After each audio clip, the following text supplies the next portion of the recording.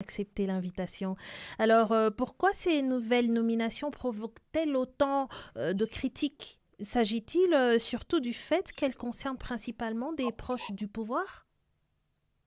Vous savez très bien que depuis un certain temps, nous avons au Tchad une tradition que le MPS est devenu un parti État, un parti qui rafle tout, qui s'accapare de tout et qui confisque tout.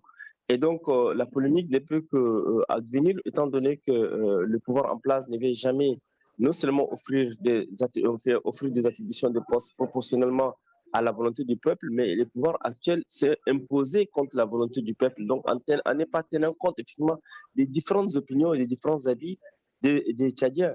Et donc, c'est pourquoi, en fait, la société civile, les acteurs politiques et d'autres voix se sont élevées pour protester contre cette nomination des façades et des faciès. Parce qu'étant donné, aujourd'hui, c'est un cooptage. Il faut faire une allégeance au MPS, parti au pouvoir. Sans cela, vous ne pouvez pas vraiment ni être député, ni être sénateur, ni être directeur, ni être gouverneur, ni être. Donc, en tout cas, l'État, en fait, tout est une confusion totale et il est difficile qu'un citoyen puisse faire la différence entre le MPS et l'administration tchadienne. L'administration est complètement infodée au MPS. Et donc, le MPS est devenu un parti tout fait et qui, effectivement, qui s'est accaparé de tout. Et donc, les gens sont obligés de faire.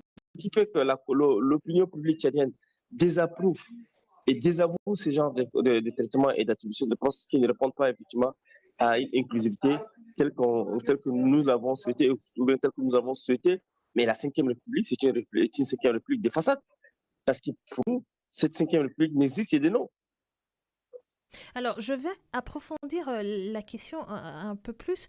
Qu'est-ce qui inquiète vraiment les communautés locales? Est-ce l'inexpérience des nouveaux responsables ou plutôt le fait qu'ils aient été imposés sans consultation, créant ainsi un sentiment de méfiance? Mais justement, les gens, ils ont tout à fait raison de s'indigner, étant donné que on vous fait parachuter des gens qui n'ont même pas, qui ne connaissent même pas la sociologie locale. On fait parachuter des gens qui ne connaissent même pas effectivement les antagonismes culturels, sociologiques de communautés. Et donc, c'est normal, c'est ça qui est à l'origine des conflits ruraux. C'est ça qui est à l'origine aussi de conflits fonciers entre les différentes composantes nationales. Et c'est normal que les gens s'inquiètent effectivement du manque d'équilibre régionaux. Il fallait peut-être amener quelqu'un qui connaît l'administration. Or, aujourd'hui, au Tchad, il n'y a pas des gens sortis des grandes écoles comme l'ENA, qui, comme à l'époque de Tomalbaye, des gens qui ont fait et qui ont des profils requis de faire l'administration territoriale. Aujourd'hui, on vous amène des gens avec des critères non objectifs, des critères subjectifs, et ça nous pose énormément de problèmes. Les gens s'inquiètent totalement parce qu'on leur fait parachuter des gens qui ne répondent pas à leurs aspirations. Donc, les sources de conflits vont renaître et ça va être très difficile de gérer ce genre de situation. Et donc, sous la Ve République, avec Mohamed Idriss Déby, nous pensons qu'effectivement, il est en train d'entraîner le Tchad vers une dislocation d'une nation tchadienne qui est un État des droits. Mm. Et donc, si je comprends bien, l'opposition a raison de dénoncer un manque d'expérience chez ces nouveaux nommés. Et Albert Paimi Padaké aussi parle d'action conflictuelle. Mais la question est celle-ci, Monsieur Nguebla. Le fait que ce soit des jeunes cadres issus de l'École nationale d'administration qui a été nommé préfet et sous-préfet, ne peut-il pas être vu comme un signe d'ouverture à saluer dans un contexte africain souvent dominé par des figures âgées au pouvoir? Non, madame, le problème avec la difficulté avec le Tchad, c'est que les écoles de formation, par exemple l'ENA, qui formaient des cadres et d'administrateurs, l'ENA obéit à des critères subjectifs, étant donné que les gens qui sont amenés à l'ENA dans le cadre de ces formations n'obéissent pas à des critères de concours.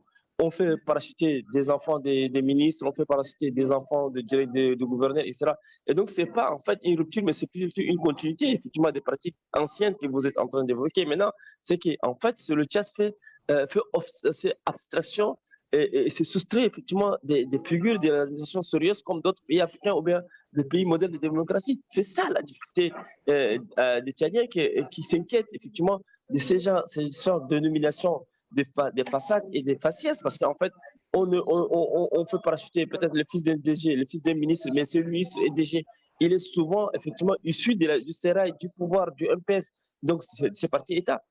Et donc, les gens ne pensent pas qu'effectivement le profil requis, c'est quelqu'un qui a fait un profil requis. Il peut être fils d'un pauvre, tout comme fils d'un riche. Mais ce n'est pas le cas au Tchad. Ça n'obéit pas effectivement à une volonté réelle des Tchadiens de voir quelqu'un qui vient, qui sort d'une, enfin, même d'une minorité ou bien qui sert des milliers de favorisés, mais qui peut être gouverneur, qui peut être préfet, qui peut être sous-préfet. Mais ce n'est pas le cas en ce qui concerne les Tchad. Parce En ce qui que concerne les Tchad, à voir oui. la façon dont le gouvernement balaye toutes ces dénonciations, d'aucuns croiraient que ces nominations donnent réellement de l'espoir à la jeunesse tchadienne et que les jeunes se sentent enfin valorisés et écoutés par le pouvoir. La jeunesse tchadienne a toujours crié au scandale, à l'exclusion, et donc elle n'est pas surprise. Aujourd'hui, quand vous interrogez les jeunes tchadiens dans ces attributions, d'aucuns vous diront qu'ils sont encore exclus dans ce processus de nomination. Et donc la jeunesse n'a jamais été, au grand jamais, associée à aucune prise de décision ou bien un processus de développement de ces pays-là. Et donc moi, je pense qu'en fait, ça, c'est de la poudre aux yeux, que le pouvoir est en train de vouloir se défendre à tout prix. Mais on sait très bien que c'était des nominations qui n'ont pas obéi effectivement réellement effectivement, aux aspirations de populations qui veulent vraiment avoir des gens qui peuvent quand même gérer effectivement de manière normale ce qu'on appelle l'administration décentralisée, hein, et le développement local. Ce n'est pas le cas de figure. Et donc, nous pensons que, encore une fois de plus, la jeunesse italienne n'est pas encore au rendez-vous de cette cinquième République. Donc, il faut absolument une rupture réelle, une rupture profonde, avec des changements de mentalité dans nos institutions et des changements de mentalité dans nos comportements, dans les grandes décisions politiques. Ce n'est pas le cas aujourd'hui. C'est pourquoi je pense que l'indignation et les réactions sont légitimes de ces différentes opinions des partis politiques, de la société civile et des citoyens qui sont vraiment dépités et découragés de la manière où vraiment on dirige ces pays-là. Makaïla Ngebla, merci d'avoir répondu à nos questions sur Vue d'Afrique. Je rappelle que vous êtes ex-conseiller à la présidence tchadienne et habitué de Vue d'Afrique. Merci encore, monsieur Ngebla. Au revoir. C'est moi qui vous remercie, madame. Merci beaucoup à vous. C'est gentil. Merci de rester connecté.